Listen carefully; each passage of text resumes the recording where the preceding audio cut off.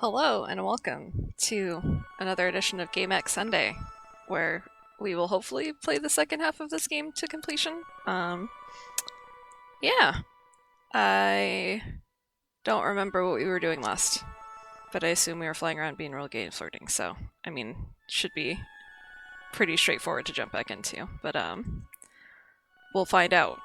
I panicked and made a second save when I was quitting because I do that. I have tea again, which means I'll have anxiety and bathroom breaks, which will be exciting for everyone. But other than that, not too much happening so far today. So let's remember what we're doing. Right, comms with Mercury. Don't make it sound like I hate following command any less than you. Don't worry. I would never doubt that. Hey, Mercury. Why are you still with the Celestial Mechanics? Why are you, if you still are, that is? You're the one who can choose. Mercury? Oh, don't. If you hadn't hijacked String of Pearls, you'd be here like me, waiting. To see if it's true, that we can be what comes after being human. I don't want that for you. I certainly don't trust or believe in Celestial Mechanics or Iapetus, but wasn't that the worst part? Even after he decided we weren't good enough to be chosen pilots, neither of us left. Sorry, hang on. Closing something in the background. He knew we wouldn't leave because we already wanted it too much. Do you still want that more than anything else?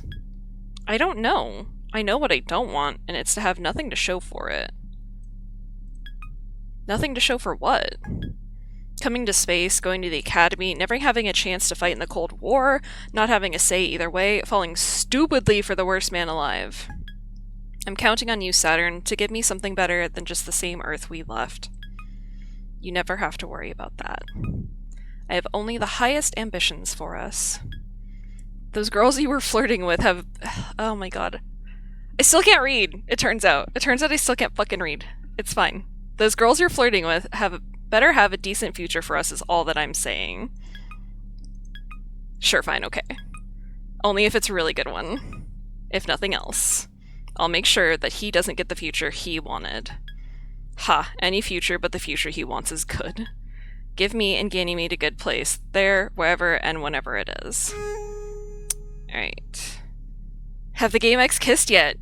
I don't think so. I think we got into like a sexy little knife fight last time, but I don't think we've had robot direct action just yet. We'll get lucky. Just wait, if that's what you want, at least one of the upcoming missions might just sate you. Perfect! So you're here just in time for maybe me to successfully get Mex to kiss. Mail. Nick's resignation? Oh, I think I actually remember that. Nix, you fundamentally misunderstood the purpose of pursuing the dream of space. I never sought to correct you. After all of the greatest things you've accomplished are the result of that misunderstanding. You believed that your dream, so universally loved, was loved because we wanted it to come true. That was not the case, of course, even though I think the Memorial Foundation truly believed that they wanted the same as you. But as the tides of Earth turned, they realized in their own hearts that they are not the forefront of humanity's change, but slaves to its whims. To protect human culture means to always be at its beck and call no matter what it becomes. That means you have to like TikTok even though you think it's bad. And their dream is one of the overwhelming power that will unlock the lost mysteries and cement our authority forever. What your children achieved with freedom from gravity, we will have the power to determine on our own. I hope you can understand the depths of my gratitude to you for exploring these ideas, that they might one day belong to us. Iapetus.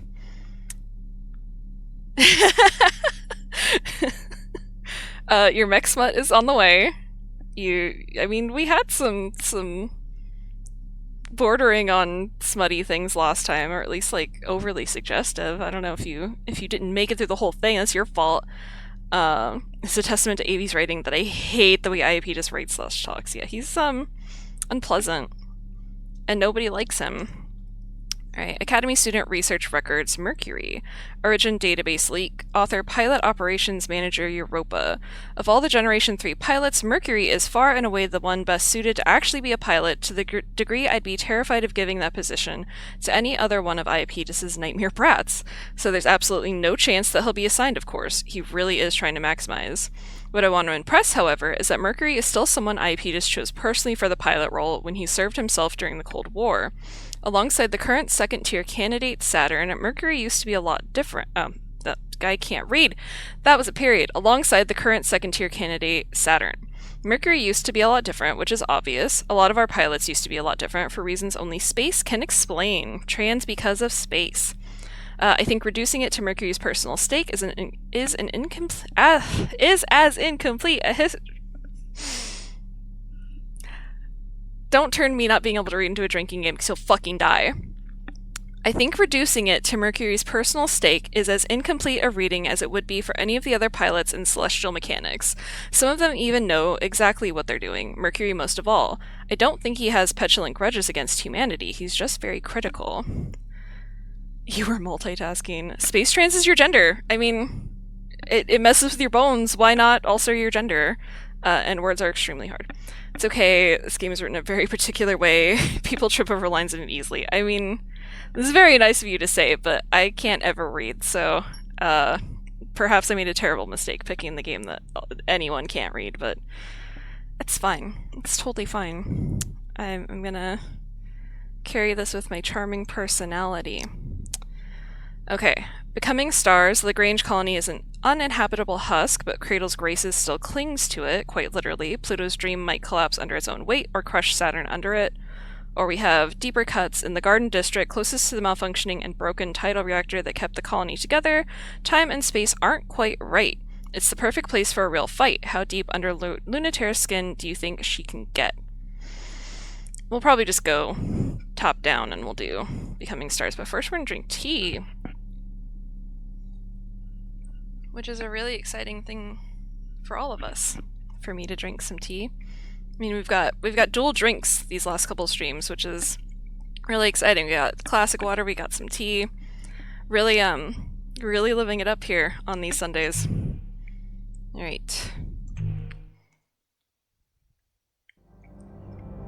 The whole colony? It's so refreshing to see you surprised for once, Saturn. I'm soaking it in. Haha, Mercury, but seriously, he wants me to stop Cradle's Graces from taking the entire colony out of the Lagrange point? Not just any water. What do you mean not just classic water? Fuck you. Classic Oakland water over here. Only from the finest of Brita filters. Not sure I can handle the multi-beverage action, it's too overwhelming. I mean, last time I kept spilling my tea, so I apparently can't handle it either. Okay. Why? Why would they do that? Why would we care enough to stop them from trying? The colony should just rot. It's over. There's nothing left there. Cradle's Graces want those memories to live again. We need to discard Earth completely and start something new. It's an anchor pulling us back home. The success of opening the gravity well on the moon will depend completely on how much is holding us down, even weak gravity like that. That's more than just stopping her, then. You want me to destroy the colony. That's the mission, yes. Not that I'm not the greatest, but isn't that basically impossible for me? It's huge. There are smaller moons. Do your best, then. The less memories, the better. I thought you didn't have any problems, that the colony should just rot? Ha, that's a funny joke. We both went through the same shit, don't ask me that. Every happy memory is made retroactively disgusting by the sort of person Iapetus turned out to be. I hate him so much, I will never get over how much. Saturn. Yes, Mercury? Then why are you still pretending to be with celestial mechanics? Why are you doing this is the real question, Mercury. You know him like I do, so why are you still here? I apparently have enough power to destroy a colony, and I can ditch him whenever I want. Leave celestial mechanics, take Ganymede, I'll protect you. I'll make sure there's a good future in the end. You absolutely will not be fine if I leave. Of course I don't trust him at all, but he wants what I want. It's what you want too. I can't trust him on anything else, but I can trust him on that. Even if he's just doing this for his own gain, with some other agenda in mind, he's truly going to give us this. Ugh, disgusting. That's what I fell for, so stop reminding me. That's why I trust you too, of course, even though I shouldn't. I know you won't accept anything less than what you want. If you can get even half of that, it'll be more than enough for me. Okay, we have to make a choice, but I'm gonna read what you guys are saying instead.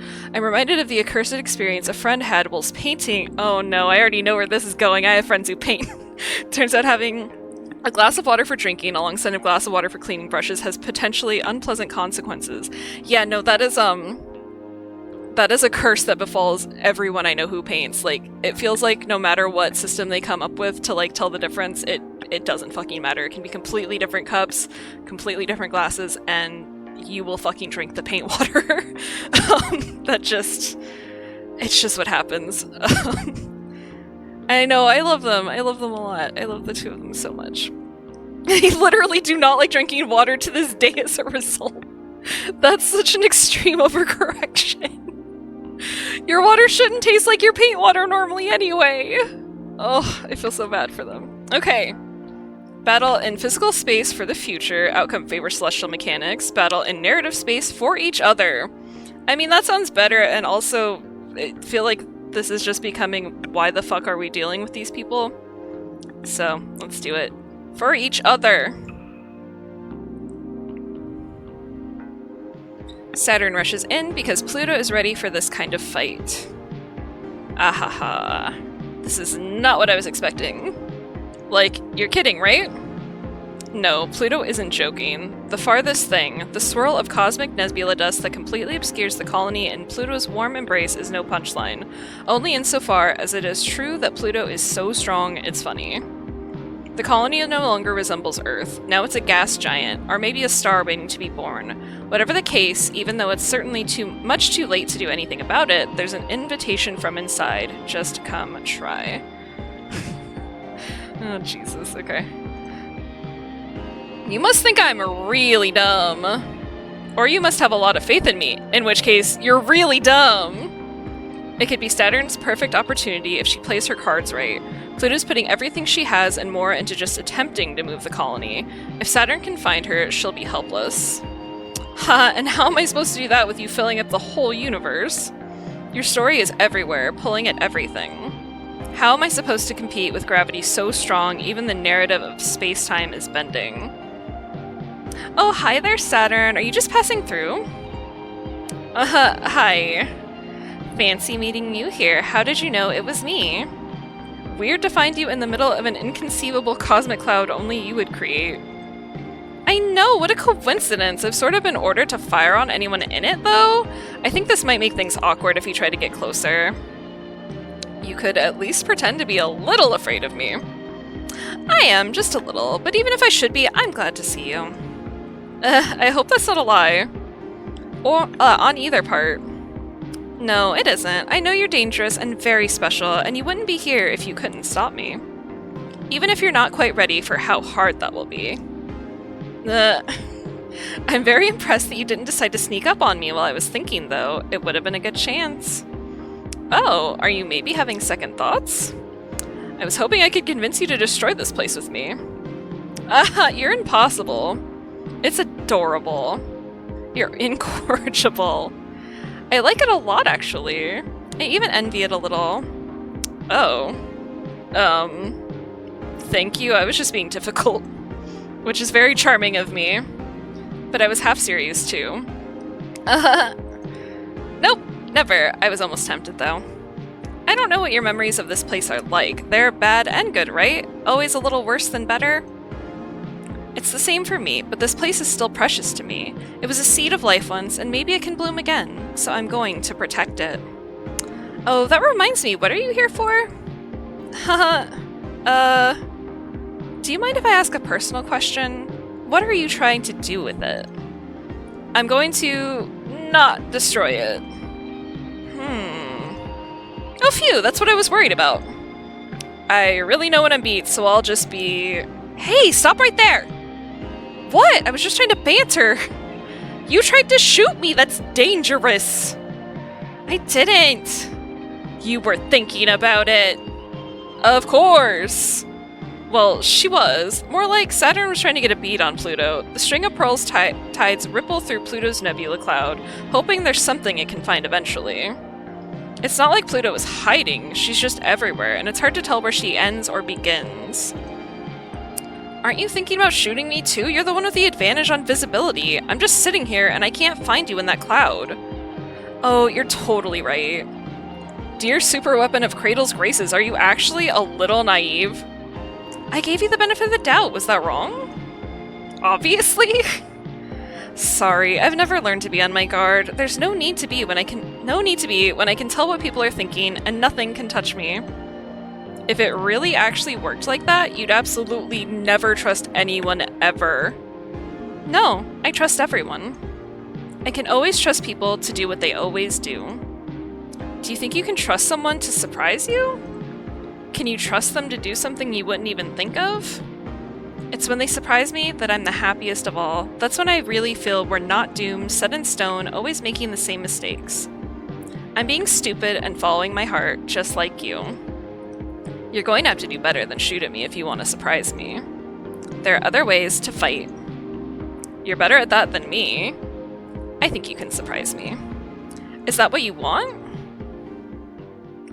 On Earth, our souls are weighed down by gravity. At the same time, gravity holds us together, tells us who we are, good things and bad. The Earth's gravity is strong because it's all of us together. Forces that would be insignificant on their own are powerful enough to make a planet when we hold it together. That's why we are much stronger on Earth.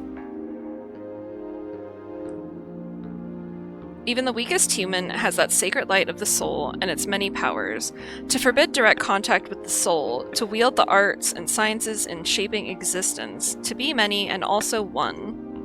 In space, our gravity is weak. Without the constant pressure of tidal reactors, our souls would dissolve, the way that water at high enough altitudes will evaporate off a pilot's tongue, without atmospheric pressure to remind it to be water. Stories bleed into each other easily, and our shapes don't hold steady. The fragility of our ships couldn't survive a moment on Earth.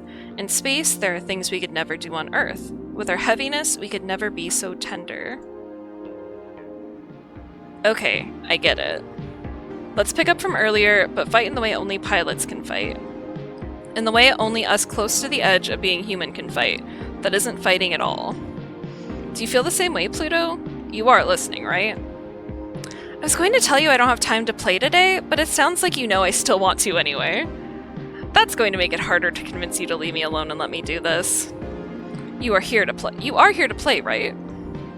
No, convincing me. I can pick up on the subtext. Blame it on the wicked celestial mechanics pilot who bothered you and didn't let you get any work done. The thing is, it's fun. More fun than hacking. To bleed, corrode, seep into the mist. Saturn can feel every particle and the celestial physics that make them move. It's a swelling orchestration. Pluto is conducting something beautiful, something overwhelming. In the equations are hints and patterns to how Pluto thinks, to where she might be. It's simple to trace back, easier than hacking too. Space is boring, space is empty, space is broken. Space will never give us everything we want. Space is a hope that what we want to make real might already be out there. Just reach out in space and time and we can almost touch it. Space is just a means to an end, but for a moment Saturn is overwhelmed with how beautiful even the boring, dead, empty space can be, even just the way that dust moves around. That's when Saturn realizes she has lost. She went in to tear open the story, twist it around, and instead she got so lost and happy in it she didn't even notice the clouds swirling around her, the cosmic dust covering her, Pluto holding her tenderly. Pulled into the atmosphere of the colony, they orbit gently. Saturn has no reason to fight. It doesn't even feel like she lost. It feels like she won something special. Okay. Okay, Saturn. Open your cockpit! Why? Because I trust you. Do you trust me? I do, the same way you trust me. No, I trust you way dumber than you trust me. You're so amazing, and so much more amazing because you believe in something like being human. You pour your everything into something that won't pay off. That makes me mad, but then sometimes I think it might work. Saturn's cockpit opens. Naked guts, exposed circuits. Krun Macula's thumb presses against Saturn and the distended cockpit, exploring. Oh no. You're really hooked in there, in good there. Why would you ever do such a thing to yourself? You don't have to answer, I understand. Your cheek feels human and soft. Oh, wow. Suddenly I don't feel like moving the colony much.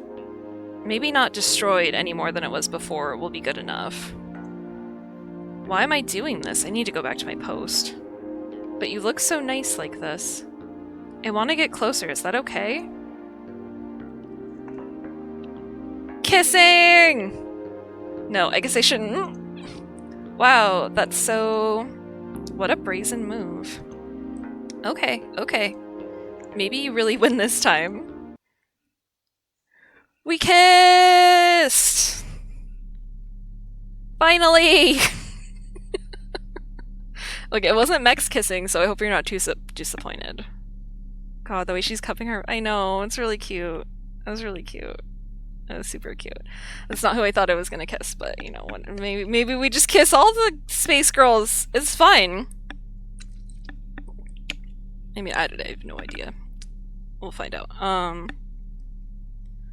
Ugh, we're still overly with them. Okay, comms. Saturn, I would love it. Just love it. Yeah. If you messed everything up this time. Is this reverse psychology? Did I really reduce you to that? I'm a little impressed by your persistence in nagging me, but now I'm feeling like I pushed you to your limit. So you're just gonna turn into some kind of girl... into some kind of space girl kisser? Unbelievable. What did you think this stream was? We're dreaming big! Kiss every girl in space! While in a big scary mech! Or it's not even... I mean... It doesn't look scary. It looked really cool, but it is scary because it can like destroy things. Whatever. Again, what else are we here for? Shut up. As always, I am serious. Messing things up is literally the only thing in the world no one has ever needed to specifically tell me to do. And you keep yelling at me when I do! I've been looking into Iapetus' work on the Eversion project. Eversion?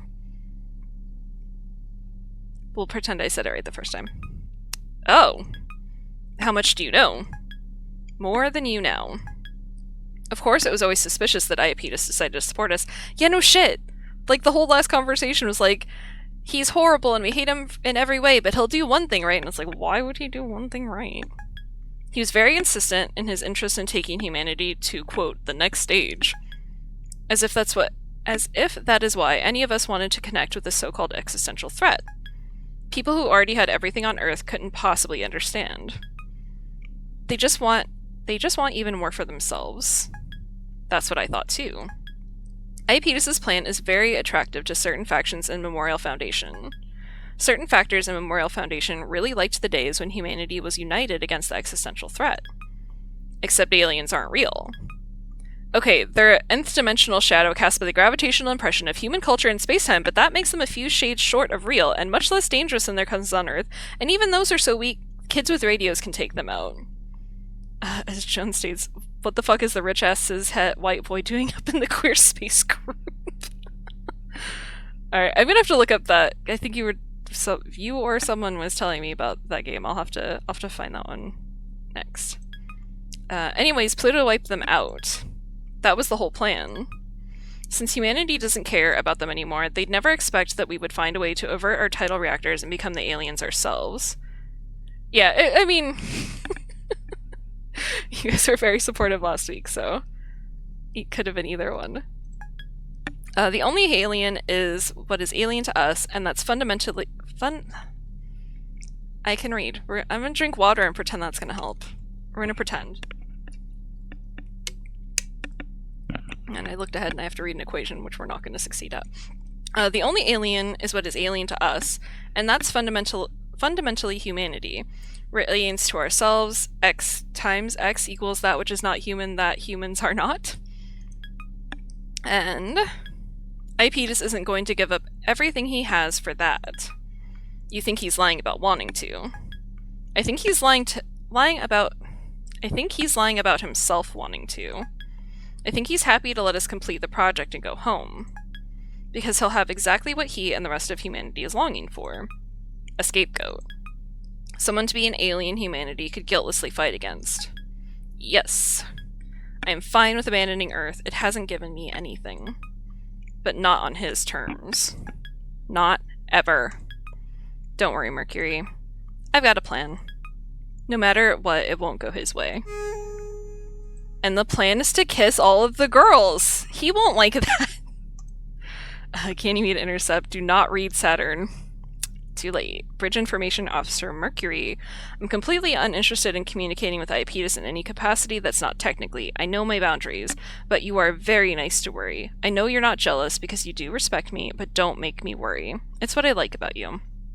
I know you're worried for me, not about me, and I appreciate that, but I do want to clarify things so you stop asking me about it, even though it is cute and I do appreciate it.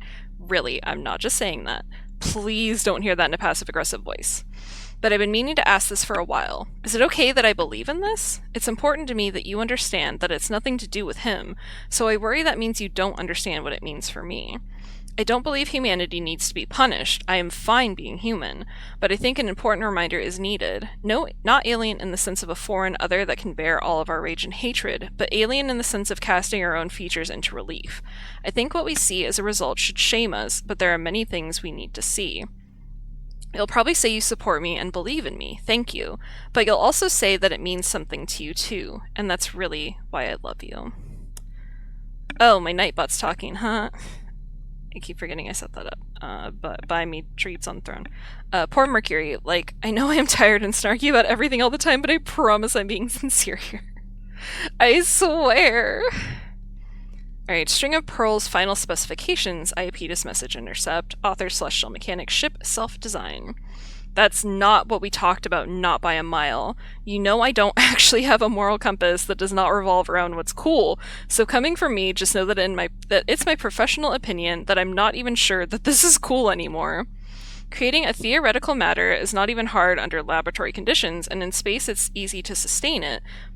Excuse me, sorry, but the creation of exotic matter like electrotoxins can get really not fun if you aren't careful.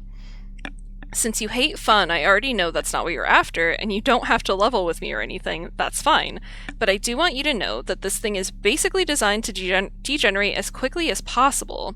The reactor tends towards aversion. Like, what is that word? Am I, like, really stupid today? Aversion?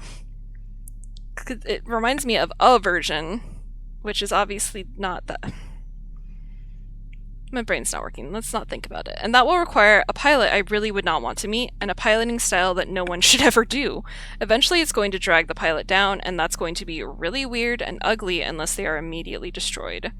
Clearly you want that. I mean, you've said so, but they're going to have so much fun. Let me try to convince you that you should set a self-destruct in there. Maybe something cool will happen when she averts, and... Okay, aversion is turning inside out. Great! Like some sea creatures even avert their stomachs to consume coral. Okay, cool. Okay. I mean, not cool in this context, but cool. Thank you.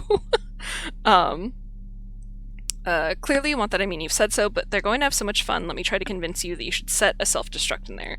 Maybe something cool will happen when she averts, and this ship's self keeps her anchored in space-time to mess everything up. If it's not, don't you want a backup option? Yeah, it's more than that in space context. Yeah, it seems bad to turn inside out in space. Just a guess. Okay, we're gonna drink more water, and then we're gonna bother Lunaterra.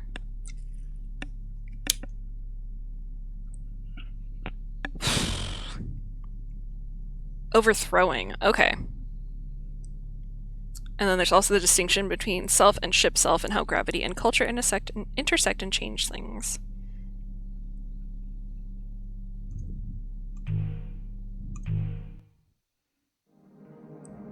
Ugh, this place. You don't feel like seeing home again? Aw, come on. Don't tell me you don't have any fond memories of the Academy. I do, despite myself, and that's why I don't have any wish to see it like this. A ruined garden that only reminds us how weak the gravity of this whole venture really was compared to Earth. Not to mention, it was all for something completely worthless, too. Wait, now you're grumbling about a mission? This is historic. Possible spicy scene. I keep fucking those up. We're lucky we got a kiss this last one. The Lagrange reactor is just a hollow shell, and there's barely any advantage to have in getting it. This better be a trap to use you as bait to get Memorial Foundation off our trail.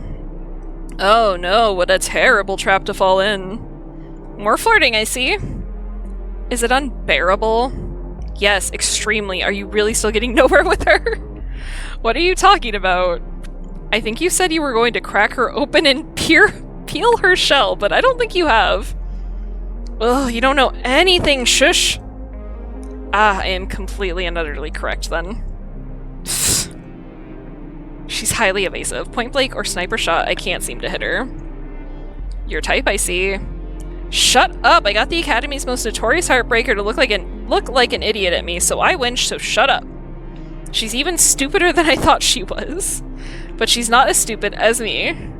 Ugh, you're the one with your guts all over the place. Oh, just... fine. I'm frustrated, alright, but it's not because I'm not getting anywhere or because I even care. Alright, this time I'm done. This time I'm done playing. Happy? If there's anything there, or if she's just metal all the way through, I'm going to find out. If she is that boring, I'll never forgive her, but I'm coming back with guts this time. Fight for real in a fun way. Fight for real in a fun way.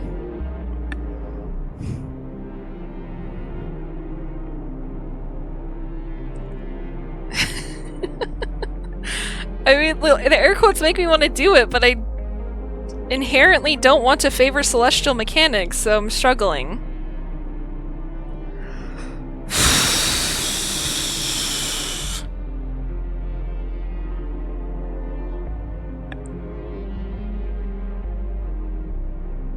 Memorial Foundation is conformist neoliths.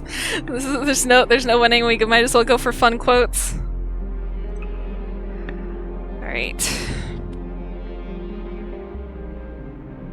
A surprise attack isn't very sporting. Don't be jealous just because I got mine off first. You got a wound on me and the Lagrange reactor shell. That's not a good enough deal? No way! In fact, apologize! Hiding so I can't surprise you again is so unfair, Lunaterra. Let me bully you some more. I'll pass. Are you sure? You sure you don't want to get bullied? See if you can find me first. You like cat and mouse games, don't you? You want to try it again? I won't let you just play a game this time. Can you find me even when I'm serious? Then I'll get serious. Lunaterra hides in the Garden District, the one part of the colony she has no memories of. The Garden District doesn't have any trees or flowers or plants. It's not that kind of garden. A garden for the children meant to inherit space, not like Lunaterra, who came in the first generation, teenagers too old and too molded by Earth's gravity to inherit the cosmos. The second generation was raised here, in light of the colony's center, the Lagrange tidal reactor Lunaterra. Oh my god. The Lagrange tidal reactor Lunaterra remembers, like the sun, with the hope that they would grow freely in the lightest of gravity, free of Earth's weight. Lunaterra is the one holding the useless shell of that reactor now. Even broken and useless, LT doesn't feel comfortable holding it. It's an unpleasant, untrustworthy object, and it feels wrong to hold. It was made by people, but it doesn't seem like it was. It's a fake, but it's unsettlingly close to what celestial mechanics eventually intended it to be when they seized control of the reactor, before the conflict broke out. Something not made by humans. If it's so useless, why don't you just give it back? You can tell what I'm thinking, huh? Or read between the lines. Just like Pluto, but different. Something I still can't understand. You've been playing with her too, haven't you? I sure have! Jealous? Of which of us, though? Both. I could never read the story like you both. I'm straightforward.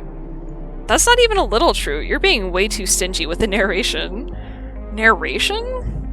You can't perceive spacetime as a story? A narration spun under the ambient gravity of humans? Telling you about everything that is, if you can listen? You can't see how obviously your envy is bleeding out and everywhere, can you?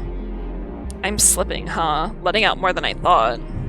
But see why I'm jealous? I don't know anything about what you mean. I wish I could speak that language.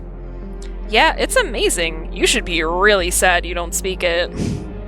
I just have this absence. Your impression on the narrative is something like spilled whiteout, a gushing ocean of bleach, which is a pain in the ass for someone like us. You also have a habit of acting too fast to get caught up in the story, especially when it's not going your way, 3 times faster than the story knows what to do with. That's how. You're different than Pluto. Or you are different than Pluto.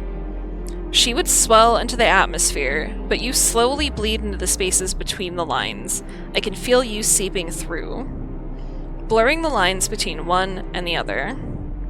What is it you're after? Curious? Then stop hiding.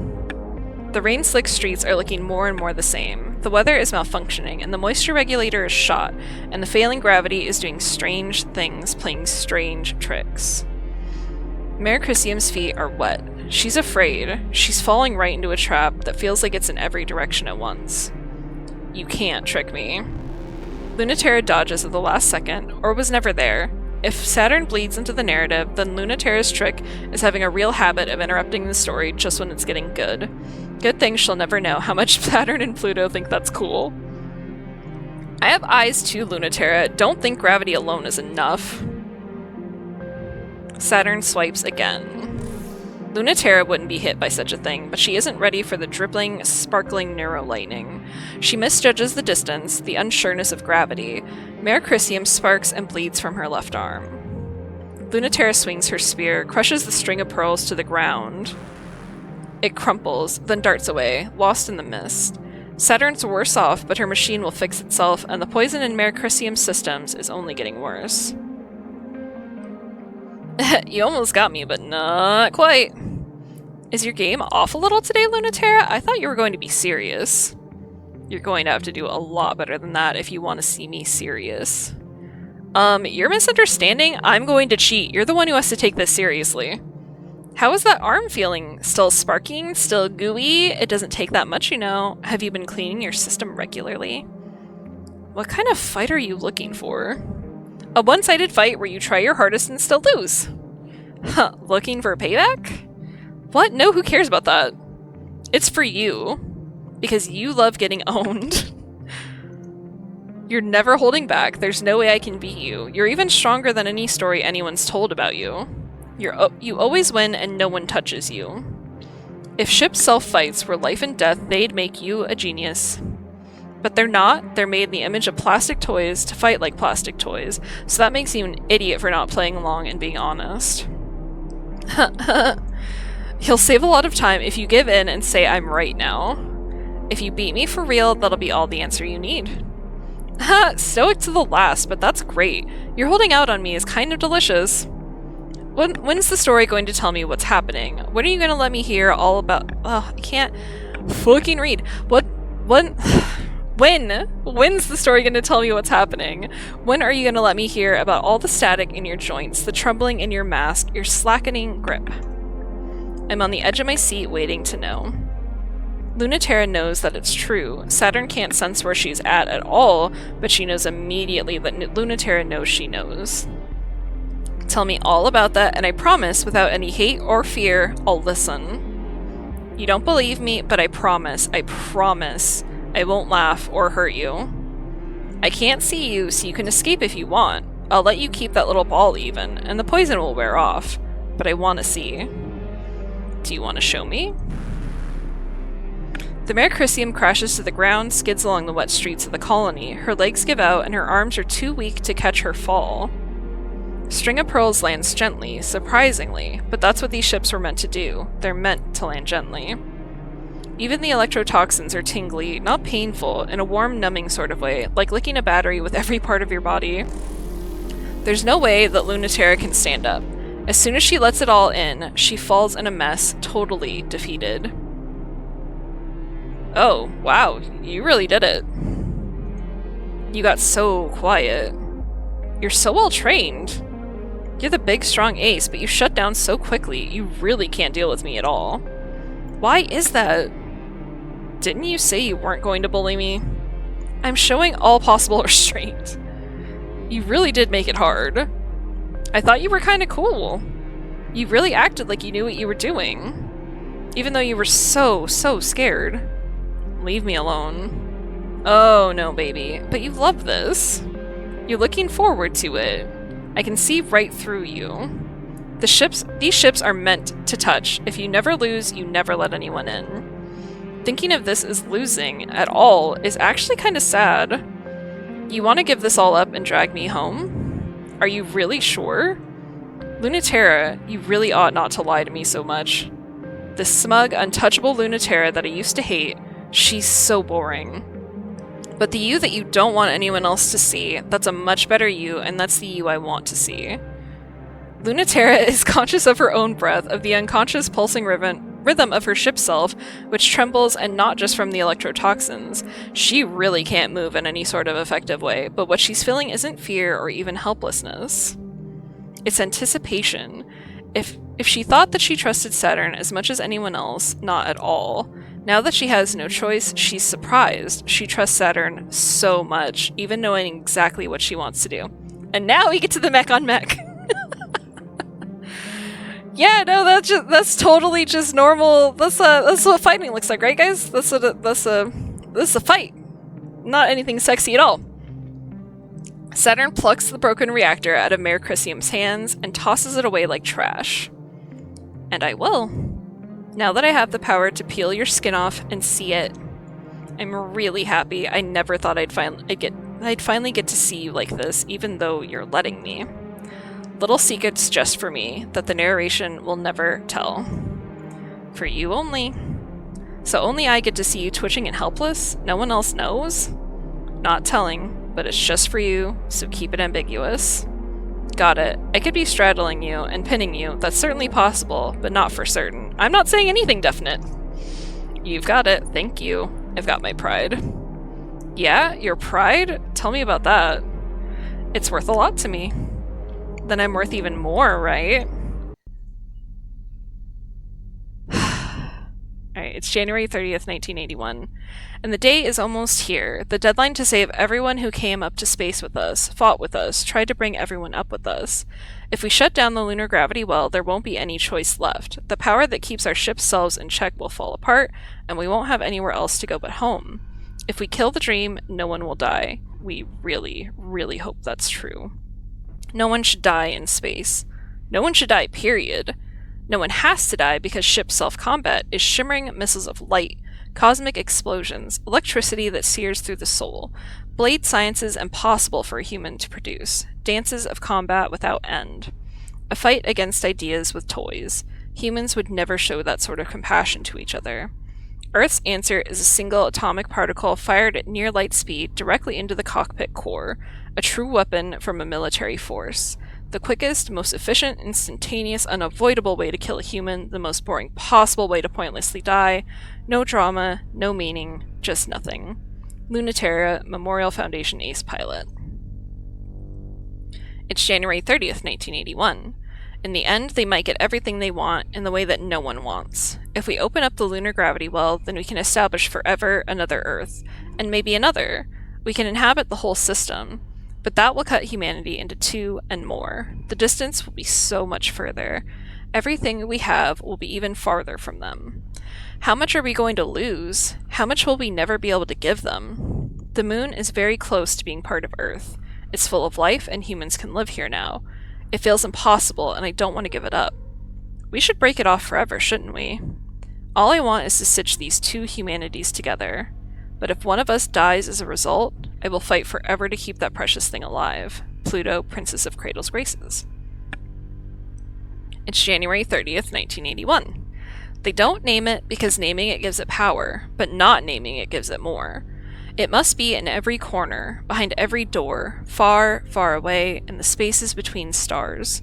It is defined and categorized in every human culture, and it is deliberately omitted from the explicit naming conventions by Memorial Foundation in favor of a euphemism less captivating to the imagination, such as, quote, existential threat, rather than a specific word that would stimulate the imagination. But a trick like this will not work, and the euphemism is a hollow void that can hold all fears and all possibilities. Through gravity, humans decide what is real and what is not. But what is not does not stop existing. And it, like humans, can decide. It's the kiss of inverse, everything that humans can imagine but can't become. The shortcut to attaining it is to forsake everything that humans already are. If a bunch of idiots get tricked into going there, it would make a very convenient enemy for Earth. That's their real fear. Before that happens, I will tell you a little secret. Ready? Saturn, Celestial Mechanics Test Pilot. Day 7. Route installation complete. New OS in operation. Celestial Mechanics fleet collecting in the orbit of Earth's moon. Request for assistance received. Ignore. Awaiting manual input of mission parameters. Quote, assist Cradle's Graces and Celestial Mechanics with the opening of the gravity well and changing gravitational constants to make conflicts with Earth possible. Mission created. Get in as much trouble as possible with a Memorial Foundation ace. Mission created. Calculating gravitational slingshot data from server hack. Ready for launch? Why? Accepted! Normalizing gravitational slingshot effect. Prepare for immediate launch into Earth's moon. Okay. I'm gonna drink so much water. There's an interesting note on Kiss of Inverse here. Inverse is a very old academic-y term for a yeah, it is! Yeah, I forgot about that. They had so many fun names for us. Okay, yeah. Let's do mail. Why children? Author Director Nix. They aren't children anymore, but when they were pilots, they were, for all the obvious reasons that children are more suited to be pilots than adults. Since the decline of the space program, there have been fewer and fewer waves of new recruits, and the current pilot generations have no successors. Adults are serving as pilots because there are no longer any children in space, and adults should not have to serve as pilots. It would be cruel to send children to fight a war so that adults don't have to, especially as adults have far more powerful tidal forces than children. In their physical and metaphorical manifestation, tides are the measurement of the authority that culture has over the universe, the light of the soul that turns all impossible things into our dominion. The gravitational forces of children are weak enough to perceive and engage the existential threat without obliterating it instantly, and as a cancer that exerts a subtle influence in the back of our unknowing minds, they are suited to protect us from it. For this reason, Memorial Foundation is pushed against traditional cultural institutions for engaging existential threats with this more humane practice due to the resiliency of children and detrimental long-term effects contact with the existential threat has on... I can't fucking read. Detrimental long-term effects contact with the existential threats has on adults in the vast majority of cases. In some exceptional circumstances, contamination lingers in children. Their gravitational forces never achieve sufficient power to extinguish the existential threat without resistance. Without the tidal force to challenge other adults, they remain in limbo, unsuited to anything else. The remaining small percentage of the original pilot program that continues to reside in space is made of such cases. So we're breaking the children? What a shock. New aversion proposal.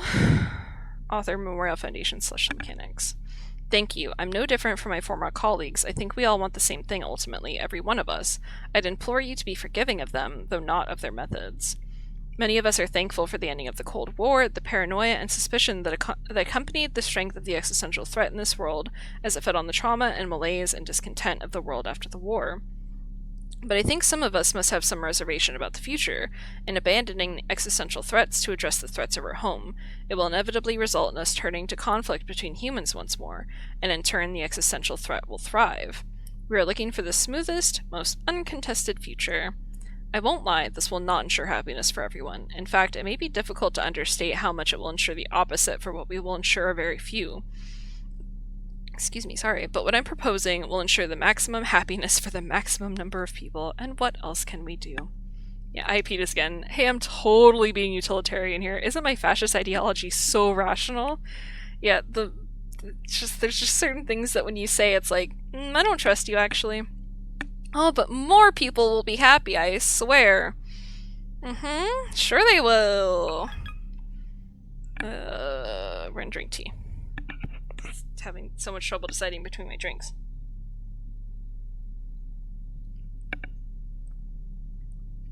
Tough life over here. Do you think about Neath still? That's out of nowhere.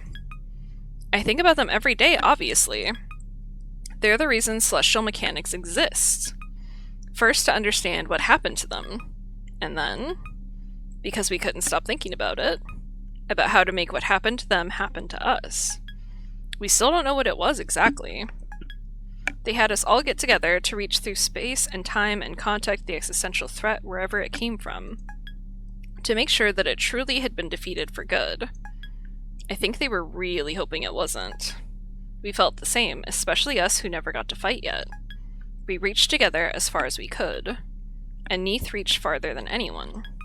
I didn't think it would have been them before anyone else, but I didn't know them. Was it that they reached too far? Or what? Or something reached into them? What's the difference? In the end, they got it. Whatever it was. Are you having second thoughts? Maybe. They were not the only one. Or they were the only one. Haha, I can read. I always wondered why that was. Were they special? In a good way or a bad way? Were they chosen? What would be the criteria? We know it's none of that, though. Just a lonely, unchosen child. Without so little presence in this world, they fell into another one. That's how it is. The only trick is how to do it on purpose. That's just it. Are we too attached? I want to be something new and share it with everyone. Am I too heavy for the apple? It's a thin line between falling into inverse because you have no hope, and because you don't have any left. We should be glad it's not so easy, you know?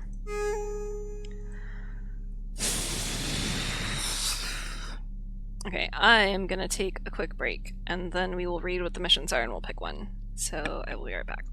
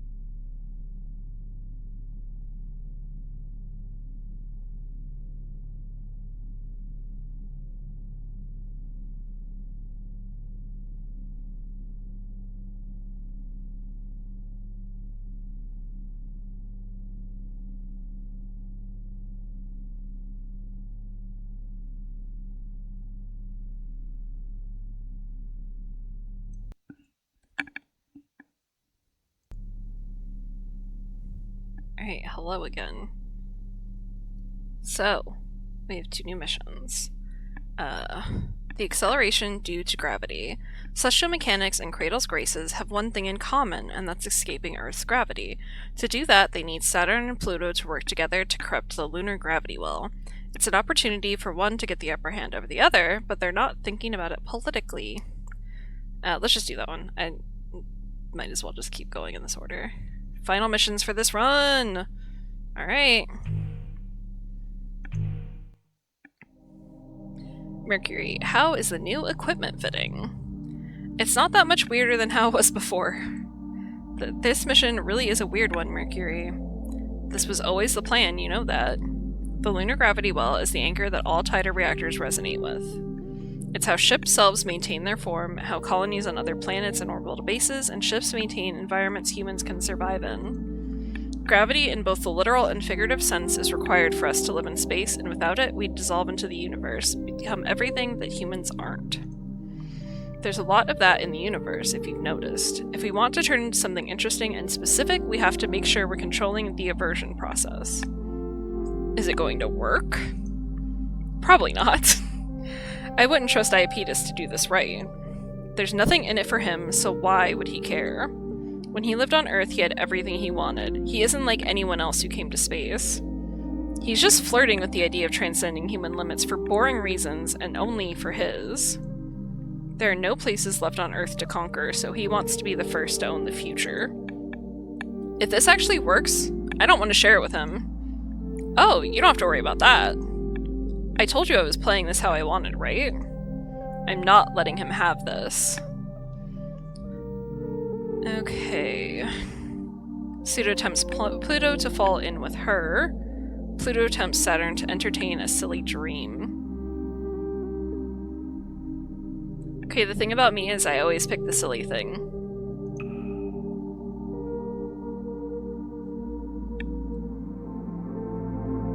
The moon's south pole is the completion point for Earth, where all the terraforming begins and ends.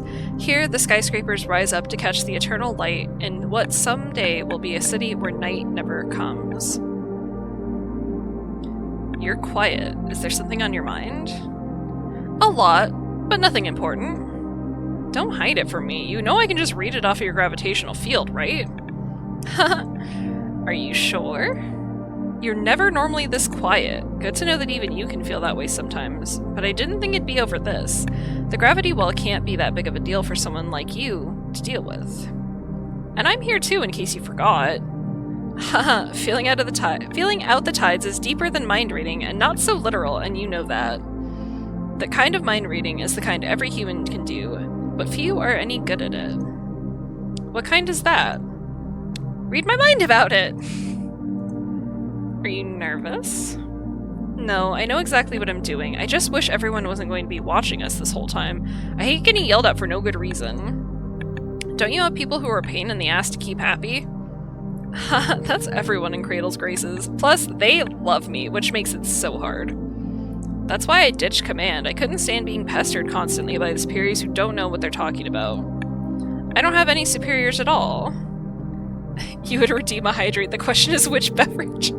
See, I specifically don't fucking have hydrate as a thing you can redeem because I never stop hydrating. But you are more than welcome to pick between my very good Center for Otherworld Science Earl Grey tea or my very beautiful water bottle with slugs having sex on it. That's your choice. Do you want Otherworld Science or slugs having sex? You let me know. What? Lucky? Why? Because I'm at the top. Excuse me? I'm the leader of Cradle's Graces, more or less. Excuse me? What? Why? For a lot of reasons, but mostly because no one else wants to be. Oh, Dr. Nix is still in charge of most things, but I do make the decisions. I mean, but why? Pluto like, oh yeah, I command Cradle's Graces. You didn't know that? Pluto's the top in all senses.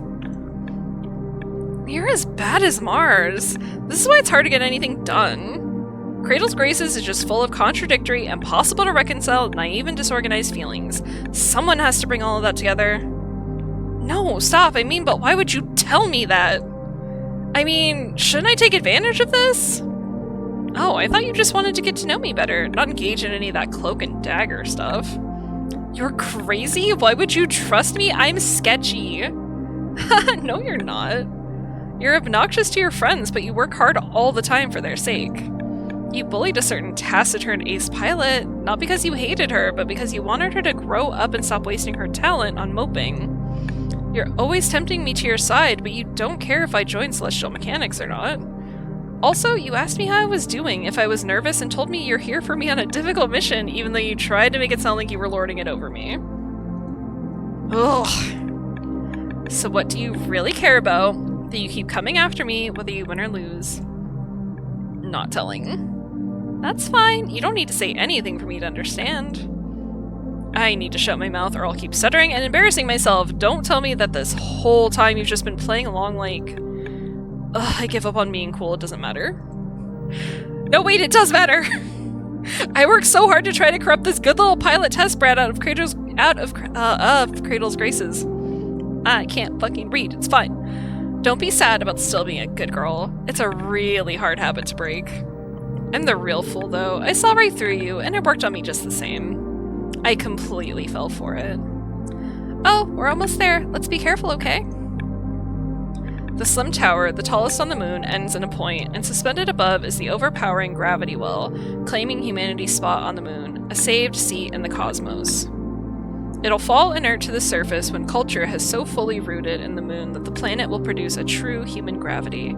Then this body will be no longer Luna, but fully and truly the moon, just as Terra became Earth when humanity was born there. Yet, the gravity well can also be the seed of possibility. It doesn't have any preconceptions about what humans can be or should be. There's still time. Begin full output. Resonance handshake seeking. Acknowledged. Handshake received. Oscillating, rotating, responding. I am trying to seduce you, though.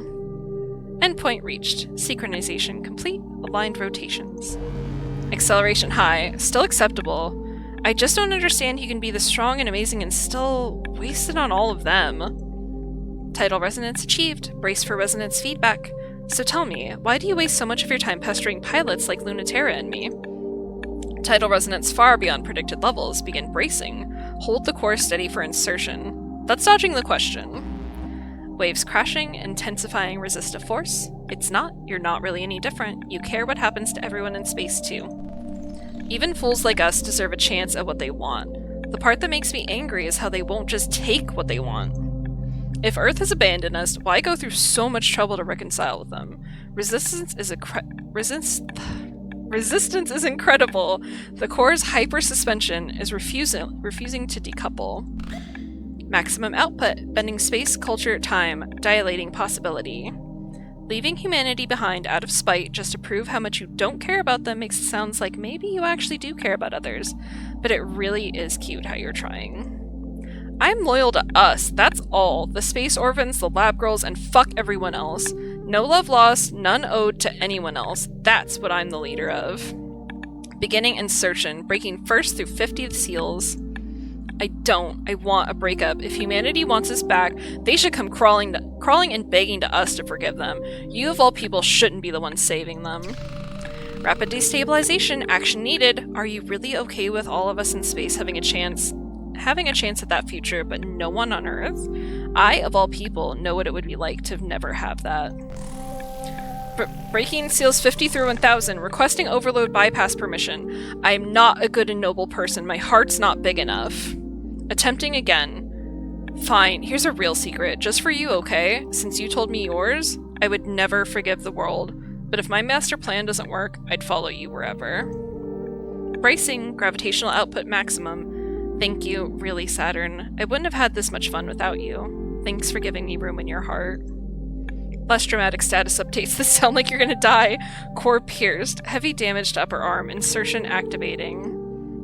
Sustained damage increasing, holding until countdown begins. For being so stubborn, even so, you make me falter just a bit. I love the methodical, professional action paired with a brief little asides argument. I of all people would know it. Yeah, exactly. Just a little. I can't be that invincible. I'm just a little lab rat. Reaction confirmed. Are you ready for everything? Saturn, confirm Roche limit escape. Negative. It's messing up the math. Calculations keep changing. Immediate escape is necessary before the micro black hole is formed. Can't. Calculating. Focus on my voice. It's not time for you to join the inverse yet. Gravity, like a warm embrace, and not just mine, wants you here. Back to your home and mine. All the equipment is destroyed. Both of them are badly damaged, but they're not dead. And the tiny black speck pulsing within the containment field. A strange gravity washes over the moon, and many things are possible. A leveled playing field, a new playground. Day 8. We didn't die! Alright, we're finally evening out a little here. Comms. Everything is ready for you. I wish you would let me help you more. You'll be fine back home. Without a ship. I envy you a little bit. Piloting is for girls and jocks. It's not my thing. But I wish I was coming with you. Sometimes. A very, very tiny bit. Mercury. We are very different. But I love you. We're parts of the same thing. We wanted the same things. And I'll walk alongside you until we get them. Really? You're not leaving, possibly forever?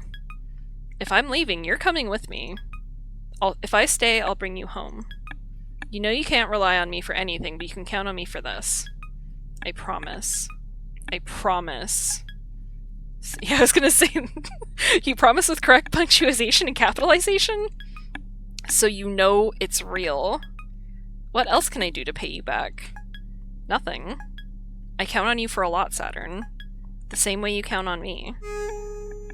Cute! Okay, why children? Again. Author, Memorial Foundation Native Sphere Archives.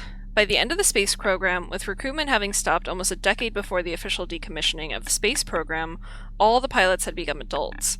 Yet they were recruited as children and spent the fiercest years of fighting against the existential threat as children. Much like criticisms levied at the Scout programs on Earth, it was a motion that Memorial Foundation considered heavily in deciding how to recruit their pilots. Children have no special piloting qualities, with much weaker title authority than adults, who, of course, have the title authority to engage other adults. Adults would be stronger, more powerfully able to use ship selves, much more so the beloved and chosen adults rather than the discarded and flawed children that were chosen. On Earth, adults with much, much stronger tidal forces than children will destroy the existential threat before even comprehending it, and because of this, those threats are able to hide in the world and prey on those who are more weak, such as children, or those who are unchosen even as adults. Those who are strong enough should struggle with other humans, and those who are weaker protect the rest from the trivial threats outside humanity. Sustained contact with the existential threat often exacerbates this effect, and there is a cold twofold reason for delegating who will and who will not confront existential threats. Children and the unchosen bear the burden so adults will not be worn away. Fun. Emails are always so fun. Okay. I haven't saved this whole time. So just to not be anxious about having not saved, we'll save real quick. And then we'll drink tea, and then we'll do this mission.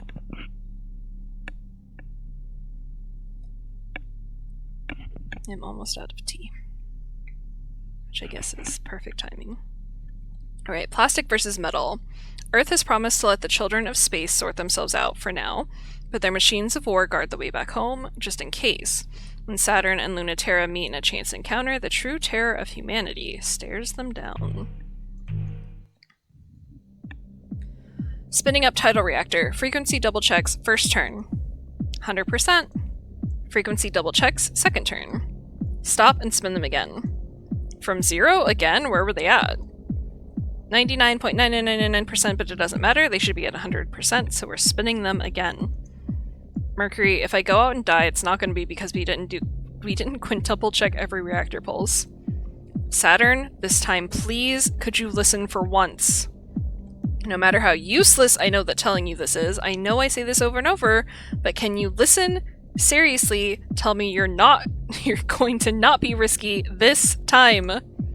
It's not a game anymore. The mission is different. It's not ship self to ship self. Those troops are real weapons from Earth, designed for threats that are real, not existential. They are perfectly capable of killing. They are designed for no other purpose. That's not going to even be an issue, though, because your orders are strictly to observe and not get remotely close enough to engage. They won't leave stationary orbit around the near side of the moon.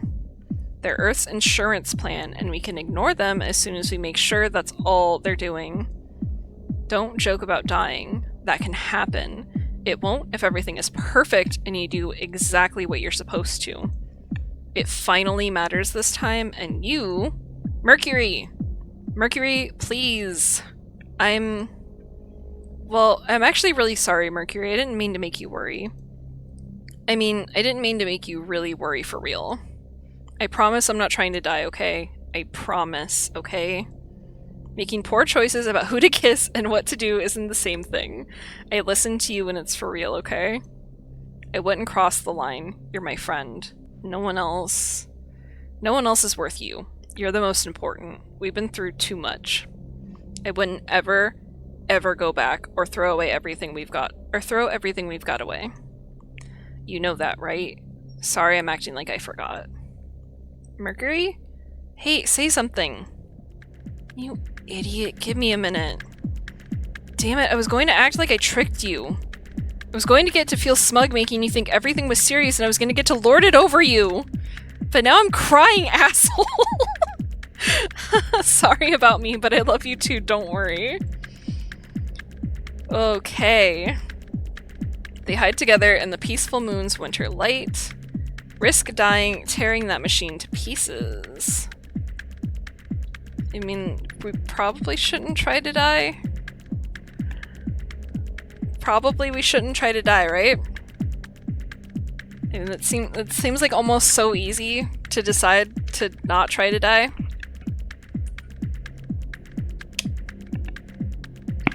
I think we'll just we'll do that. How badly do you want to punch a robot cop? Maybe if I do another playthrough, we'll punch a robot cop. It's winter on the near side of the moon, which means it will be half a month before this hemisphere sees day again. The frosted forest will see spring in a week, summer the week after, and fall a week after that. Why am I reading words that aren't even there? A year of seasons and a month-long day. Even terraformed, could humans live like that? On the near side, though, at least the Earth will always be in the sky. Eternally huge, shining with authority and kindness, unlike its agent, who hangs in the corner of the sky like a migraine aura. There's nothing extraneous about its shape. It's here to do just two things. Look, then kill. When Saturn flew a millimeter too high, the autonomous I said that I don't know, I'm doubting myself. The autonomous military unit looked, then killed, but just too slow, and Lunaterra pushed her away and dragged them both deep in the winter forest. The unit looks twice as hard. It's been encouraged to not miss twice. Shush, don't make a sound. You're being too noisy. I get that a lot, but this time I'm not making any noise, so don't tell me to be quiet. You're the one flitting all over the place. You definitely should check out the story from Pluto and LT's perspectives. You get whole new characters, new emails, comms, new scenes. Yeah, no, I was kind of wondering how different it was considering, these are the people that you can pick between, so I would, I'd be very interested to do that at some point. I don't know if I'll do it on stream for sure, but I will definitely try to check that out. They're listening for gravity. Vibrations are not the kind of noise that they care about, so keep moving and don't make noise in your heart. Don't make a sound in all possible senses. Don't make a sound physically, emotionally, or spiritually. Calm down. They don't like it if you're not calm. First of all, that makes no sense, and secondly, I refuse. You may have accidentally wound up balancing all three factions. Yeah, I might have done that. I don't think you should die, so think of something else to do instead, because they can kill you. Unlike me or any ship self, so think about as little as you can, okay? And keep your tidal reactor's output to a minimum. It helps to make yourself be like an object. You will be a thing that other things happen to, rather than an agent. That's what it's looking for, agency, so it can make it cease immediately. You know, I'm absolutely super good at that. I have a lot of experience with it. So I'm absolutely not going to. Well, me too. That's why I suggested it. But you're right, I shouldn't have suggested it like that. How about this instead? Start by thinking about the Earth. The autonomous device becomes visible instantaneously. It doesn't look anything like a ship self and bears no resemblance to a human shape because there's no intention for its design to accommodate humans. That's the opposite of what it does. It has nothing to express, only a function to perform. What did I do? Probably thought too hard about Earth, but shush all the same.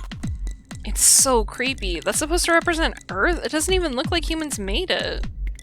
Really? I think it's rather appropriate it doesn't look human at all. They can detect an artificial gravity reactor, but they don't really know what to do unless they can lock a target and kill it. So if it can't verify what it is, it won't do anything. It feels so heavy suddenly. What is this? I'm telling you, that's the Earth. Real gravity. It's very, very heavy. You can feel its authority? Yeah, it's a question. You can feel its authority. That's the gulf between us and a planet. Oh, is the stream breaking? We'll give it a second.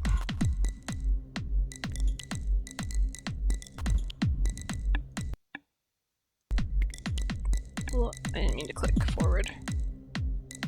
I mean, it looks like it's unhappy on OBS, but to be fair, I do not know how to make it happier. But we can wait for a second and see if it clears.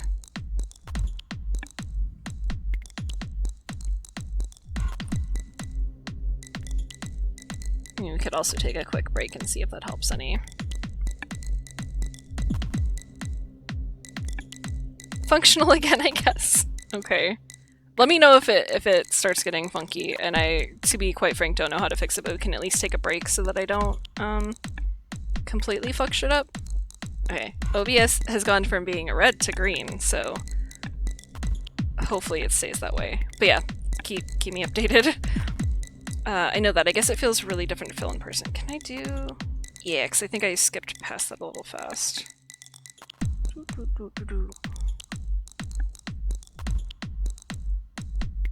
Yeah, it feels so heavy suddenly. What is this? I'm telling you, that's the Earth, real gravity. It's very, very heavy. You can feel its authority. That's the gulf between us and a planet.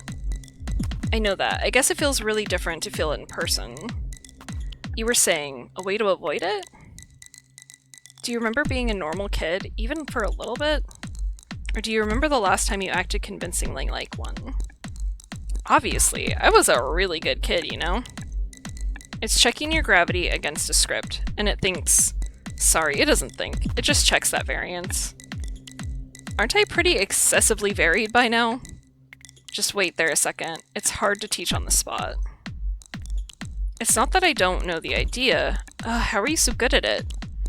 It sounds like you kind of hate that I am. Just in time for the ending. You missed the Pluto kiss and the next straddling. It's true. We did succeed in some ways to be the best space gay we could be. I promised I wouldn't die, but I'm mad I have to do this. Lunaterra crawls slowly through the frostbitten green crater to where Saturn is curled among cold desert junipers. The dark, barely perceptible dot monitors them in the pale earthlight, so precisely waiting. It's easier to hide if their ship selves are turned off, or as close to that as a ship self can be, so they climb outside to the cold lunar winter to wait. I'm here. Are you doing okay? No, obviously, I'm scared. Me too. So forget what I said. I hate doing that too. You warm laying there? You're not warm at all, but at least your boobs are soft. The autonomous unit doesn't like flirting, huh?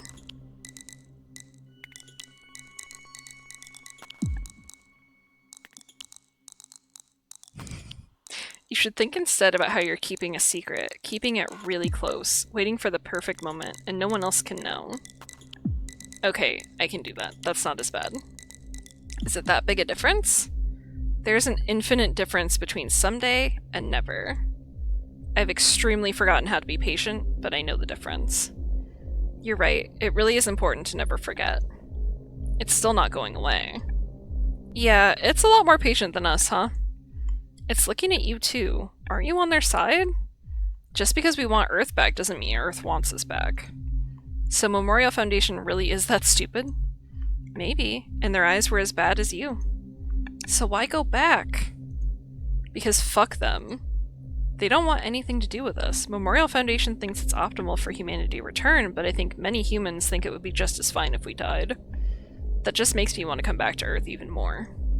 Aha! Spite I can understand. I can be petty too. I want back, even if only for spite. We will bring them back a little taste of what it is like to be us. They're afraid that we might bring something back with us. And they should be, much more than they already are. That's what I want. Knowing that you're just as petulant and petty as me, and this week too, makes me reconsider you. In a good way. It's wonderful. Maybe makes me want to fall in love. Oh, huh. I said maybe. Don't get full of yourself. Sorry. There's no way we're getting any more than half of what we want at best. You're only hoping for half of what you want, so I wonder if you'll get even that if you get it. I don't expect things to go my way, but you know, I hope you're coming along, wherever it is. Nice boobs. Oh, the evil robot hates your boobs. Yeah, Twitch is very fun with keeping things synced up for everybody. Truer than you know, LT. Whichever way we go, we're going together. In this cosmic glow, we're going wherever we're going together. I love you. Get used to me now. You made me go upside down on purpose again. You're so good at evasion, but scoring a direct hit is so easy. You win. It'll be nice to see the end of every world, but this one alongside you. See, the machine's already bored. Or not bored, but uncomprehending, and then it lost interest. But I'll stay here with you until it leaves for good. Because flight or fight, petty bitch to petty bitch, lab rat to upperclassman brat. Haha, what, really? Do you maybe love me too? Cute! Alright, everything hangs in balance. Oh, it's not that bad. Yeah, let's just flip a coin or something. I got an Easter egg as the achievement I just got. Don't you think it's still kind of an important decision? It's not the fate of everything, but it's the fate of a lot of things. It's the future of humans being in space. It's not what I wanted. None of these things are what I wanted. What are you fighting for then? I mean, it's not everything I wanted. I was fighting for everything I wanted, and this is as close as I got to it. That's not enough. Well, I mean, it could be better. I love you both so much. What complete brats that can't be pleased. Don't tell me you're fine with it. No way, you're right. It could be so much better. See? So, I'm fine with whichever ending we get. I want a better ending too. Wanting a better ending doesn't mean I'm fine with whatever. Why not? Yeah, what do you want? I want what we want. Us too, that's why it's fine either way. Lunatera, I think you haven't understood something. This isn't the ending. We don't need one ending. No matter how the future turns out, no matter who wins, we can take whatever ending we get and make the ending we really want out of it. It's not like it doesn't matter, but no matter what future we get, can't we make it the one we wanted? Just like we did before the ending. Okay, sure. Let's pick our favorite. We don't need a true ending. Whatever it is, we'll make it the true ending. We're in a polykill now, LT, didn't you notice? I mean... probably that one, if I remember the difference between things. I know we don't want what we are. And we probably don't want... anything else. It's really funny just being able to pick it. I mean, like you said, I accidentally perfectly fucking balanced them, but it's funny that it's like, I don't know, which one do you want? Yeah, we'll just do that.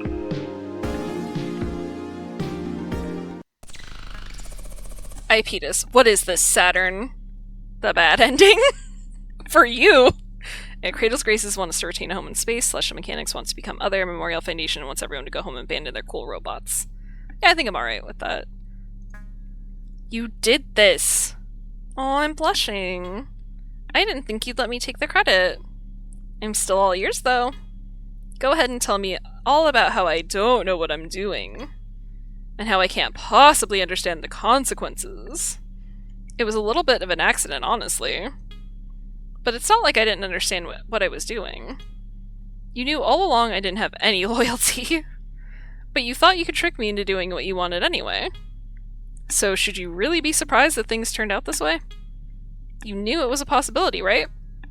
You know, don't you, that this ending will be infinitely worse for you than it will be for me? The splitting of humanity. Very well, I know that's of little concern to you. What comes next will be true war, and in that, we will be insurmountable. If humanity can't be reconciled, and the enemy cannot be banished, you will be cut out like a cancer.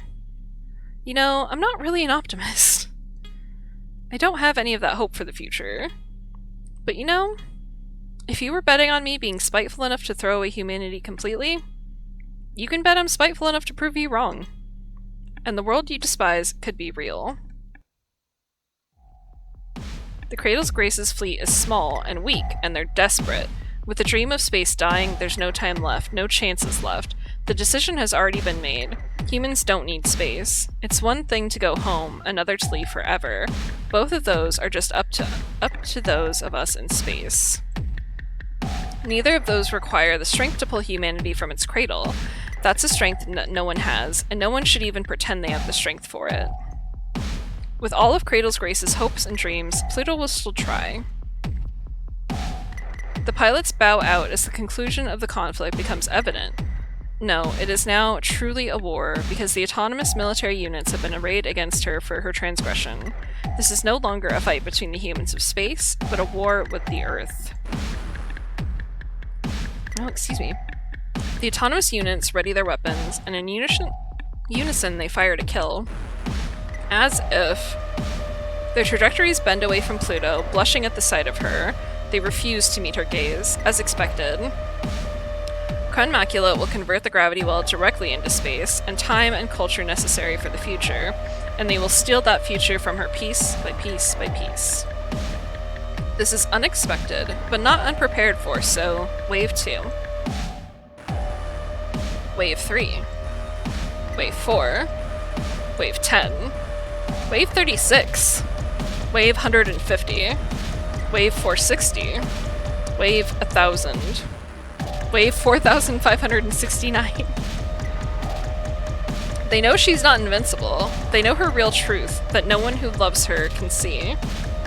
They have the patience and power to take it apart piece by piece. They will strip her down atom by atom if they have to, until she loses mass and gravity and becomes only a girl again. Pluto wouldn't mind if they were trying to kill her, but they have much more important thing to kill. Cradle's Grace's future. The future of humanity as we know it depends on it. For that, they'll annihilate hers without hate, with only human efficiency and uncomplicated thoughts in mind. Join us, or leave us. Only through an autonomous proxy can Earth give up on the inexhaustible empathy of the human soul. Only through a proxy can Earth divorce itself from the longing that Memorial Foundation had fought on behalf of, to value their own life above all else. They will do anything, everything, to protect themselves from death, especially at their own hands.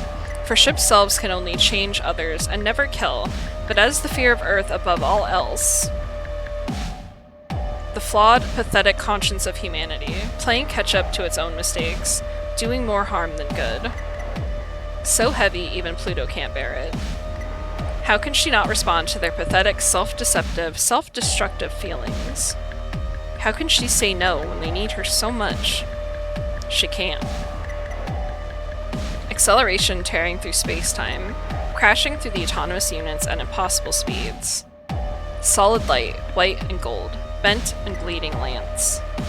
Lunaterra understands. Over many years. After much training and teaching, with dynamic technology, how to speak the word no. and her spear can right it. And it does. Sorry. You really should be. You really don't have any mercy. You really need to learn how to hold other people's feelings. I'm sorry for not knowing a better way to do it, but I'm not sorry for doing it. I don't care how they feel, I just care about you. The autonomous units fall into disarray. They don't know how to match her speed. Lunaterra rejects their attempts to comprehend her.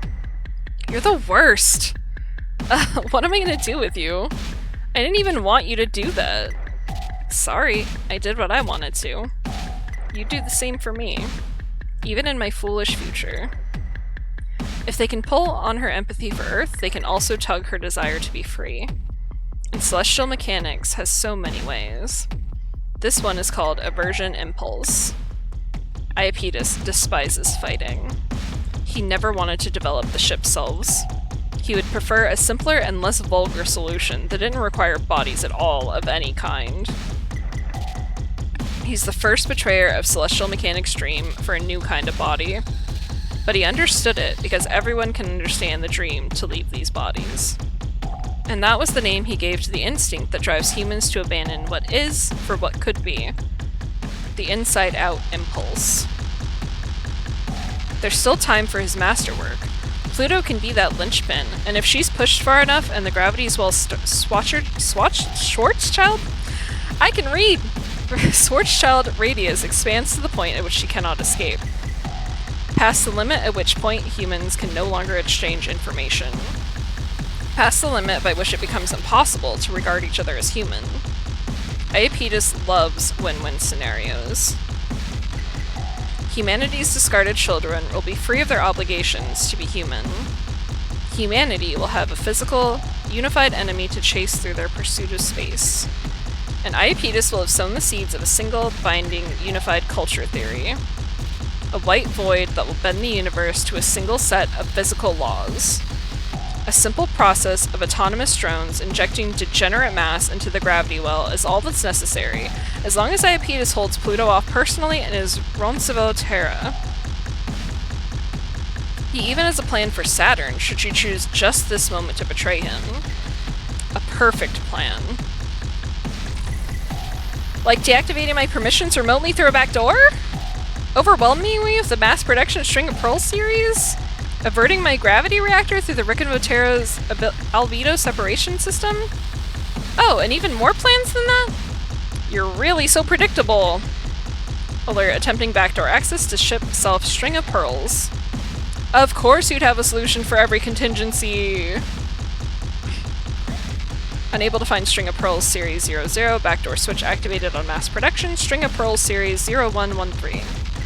You're so stupid! I don't have to outsmart every single one of your genius ideas. Sortie orders are fielded for the String of Pearls Series 0113. Roncevaux, I don't know if I'm saying that right at all, Terra is designated as their primary target. Just one of them should be more than enough, but I really thought you deserved their full attention.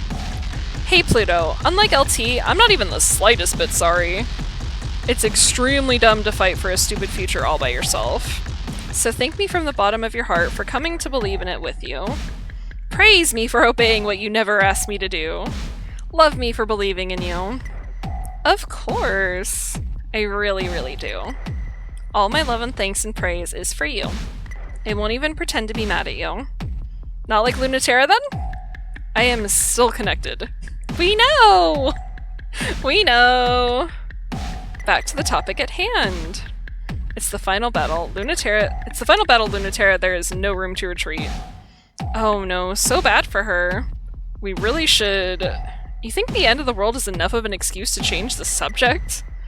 It should be? It won't be the end of the world. The gravity well is open, but it's not sustainable for long.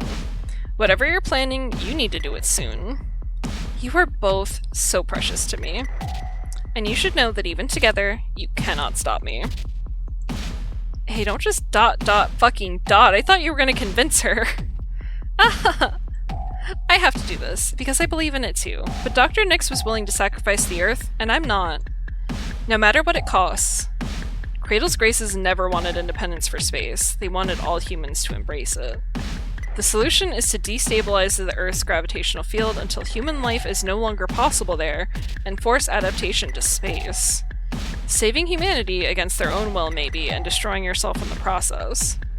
No way! Nyx doesn't know what she's talking about. You're throwing yourself away on a dream that won't come true. And you were chiding me for not going in on my own future. The possibility lines have closed. There was no chance of a good future since before we started. It's too sad. That's why I have to stand with Dr. Nyx's dream. Humans deserve some kind of real hope. And this is as close to it as I can offer her. Well, how mad will you be at us if we stop you? I'd never be mad at you, even if you could. But for humans to be caught halfway between space and the Earth is the worst of all bad futures. It will split us in half, and that will mean war. It's the future of eternal war. Of true war, not this where zero-G keeps our bodies immortal and unrestricted. I mean, if we really did declare independence from Earth, wouldn't they see how cool we are and come up anyway? It's their choice, you know. You can't make it for them. That's their problem. You two really put up a fight. For a moment, I almost believed you. I really thought you might be able to stop me. Miracrism's spine is broken. The string of pearls is subdivided into so many components its reassembly time is weeks out. Can't blame us for trying. I wouldn't have been able to do anything else. I really hate this. It's time to... The interfacer is... broken? Thank God, I thought you missed. You didn't make the shot easy. I can't control the lunar gravity event anymore. I don't know what's going to happen. What can I do? Sorry, we didn't think that far ahead. We just wanted you to decide. Not Dr. Nyx. If you can't have everything, what is the thing you really want? I don't know what kind of future we're gonna get. I'm not working with much.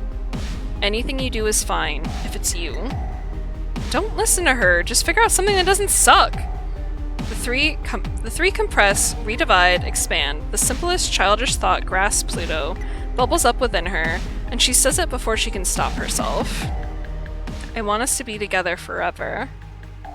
In our beautiful shapes in space, free. With everyone. Of course, it isn't possible. Not enough people will believe in it. Earth is the primary body of this system, and the medium point between our gravity and its gravity is still deep within the Earth. Yet, they cannot pull us down anymore. That will never happen. We are still in space, and the future is uncertain, if we can even sustain it, but... I declare war on the Earth. Come get us again. Come find us again. I dare you, I challenge you, to prove it once again. What foolishness. Humanity will happily oblige. Yet they find that their autonomous troops are crushed before they can even reach us. Humanity will have to fight us again, on our terms this time. Fight us like children fight, again, with bodies of plastic, pretend. If you want to fight us, you'll have to be like us. I'm too cynical for an idealistic dream, too ambitious for a modest dream. I also think love is a stupid reason to do anything. You should never ditch your own dream to be with someone else. That's just going to poison you. If you're lucky, it'll poison the other one too, but what I really mean is, doing something for love should be doing something you love. Not hoping love will find its way into what you do so you can stay in love with someone else. I am, however, stupid. So if this doesn't make sense, don't stop me. But I do think that I wouldn't believe in them if I didn't love them. Actually, I wouldn't love them if I didn't believe in them. I believe. And therefore, with that love, I'm going to go ahead and let them try. I'm on the side of the alien. I will always argue for that. I think that'll keep them honest. I mean, I can't say I don't want to believe. Keep convincing me and I'll stick around. Make the future worth it for me. Worth it to me.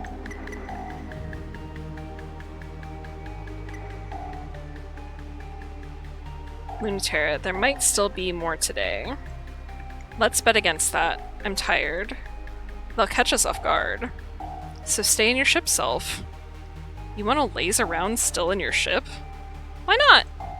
Does it feel as nice? It's different, but it's better. You can't feel anything. You've still got a lot to learn, Ace. Maybe I do. Let Pluto teach you. I'm taking a nap. Nah, you're helping. I'm tired. Shut up. So she says, but when she stretches out on the yellow-red carpet of Venus's jungles, she doesn't go so instantly to sleep. There's room for both of them on Pluto's lap, which is an advantage of living in your ship self. You can do things that you normally couldn't, even if the other things are harder. Harder doesn't mean impossible, it just means you have to work for it, to figure out how to make it real, learning a new language that your new body speaks. Moments like these are rare since we began a war against Earth, though we're quick to remind each other it's not really a war the way that war used to be. Not the hard clash of steel and lead, but the pliant pressure of plastic and light.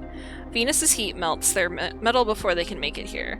When Earth wants to fight, they have to send softer bodies after us. The punishment we deserved for being unable to reconcile is this half-real solar system. The forests are still struggling on Mars, but we're trying hard, and the jungles of Venus are growing so nicely, except they're too wild to give us room. The silicate mosses that grow along the rings of Saturn allow for a very fragile, delicate sort of life. We love these places anyway. They're becoming more and more like home. All we need are more of us. And they come, descending in waves, trying to take us back. We beat them back every time, and sometimes one or two look around and decide, I'd rather stay here. And then there's more of us. Sometimes they succeed and they take one of us back home. That's just as fine with us. We should go where we wish, live as we wish, and if our sisters get taken home, they bring a small part of us back to the Earth. That can't go unchanged. Like Pluto always said, this future no one wanted is the only future that leads somewhere. A future she couldn't hold and still can't hold, but she doesn't need to. We are holding it together with her. We are holding it together. All together, we can hold this future. Oh, wait. Oh, I'm dumb. I looked away for a second and I was like, wait, did a new paragraph show up? I really love this ending for Saturn in particular, and in general, it's my favorite of them. Earth isn't ready to accept us, and we're not ready to forgive Earth. That's okay. We don't have to be. Let's just fight about it. Let's fuck over it. Let's break up and get back together again over it. If we lose on the terms we set, and that proves our point, so haha, we win. If you hate that logic and think it's stupid, come over here and mess me up about it. Come here and make out with me about it. Cute!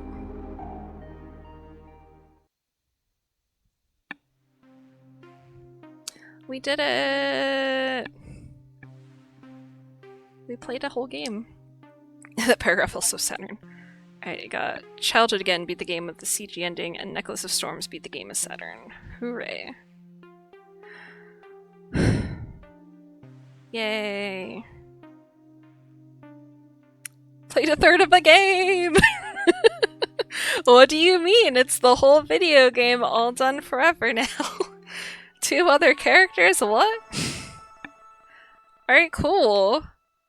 That was great. Thank you. Yeah, I would definitely like to play the other characters. I would probably do it off stream so that I don't murder my voice again, because that was so much reading. I mean, throat doesn't feel as bad as last week, but still, I think maybe I probably streamed about as long. I'm not sure, but whatever. I was more prepared for what I was gonna do this time. But yeah, we did it. Thank you guys for being here with me. It was definitely good. It was good to have people who actually know the game to help a little bit, because I'm very dense. I don't know what I'm gonna play next week. I had this is what we usually recommend, like at least splitting runs in half. Yeah, for sure. Yeah, I don't know what I'm gonna play next week. I have like a list of things that I was picking between when I chose this, so I'll probably revisit that. I think I had what did I have on there? I know I had Toem on there. I know I had Later Alligator on there. I can't think of what the other thing was. I don't know. The point is that I have like a shit ton of games on Steam that I need to work through. I do have to pick things that are not too intense so that my laptop doesn't explode. I'm actually still surprised and grateful that it didn't explode during this, because it just likes to die for no reason, so glad we made it through. If you did stream the other routes. Yeah, maybe I'll just come back to it at another time, because it would still be fun to do with people. But yeah, I will figure out what I'm going to stream.